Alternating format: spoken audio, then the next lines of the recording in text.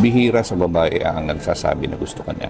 Dapat bilang lalaki, alam mo yung mga signals na gusto ka ng isang babae. The hidden signals women give off when they're attracted to you. Karamihan ng lalaki hindi alam to eh. Kung isa kang mahinang nilalang, hindi mo kaagad manonotice to at hindi mo malalaman to. Unang-una, she gets nervous around you. Ninenervous siya pag nandyan ka. Nagbablush, nabubulol, at marami pang iba. Pag may tsansa, mahuhuli mo siyang lagi siyang nakatingin sa'yo. Dalawa yan, longer stares and quick glances. She plays with her hair. It draws your attention to femininity. Gusto niya lagi siyang malapit sa'yo.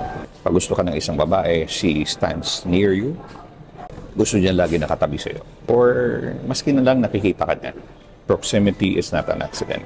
It's an invitation. Gusto niya yung nadadampian ka niya. Every now and then, gusto niyang masagi sa'yo. Gusto niyang ayusin ang t-shirt niyo para sa'yo at kung ano pang bagay. These little touches, tinitesting ka niya how to respond to her closeness. The bolder she gets, the clearer the interests. Isa pa yung parang napapagaya sa sa'yo. Pag tumayo ka, tumatayo siya. Pag umupo ka, nauupo din siya. Pag nag-cross legs ka, napapa-cross leg din siya. Eto mabigat. She now teases you.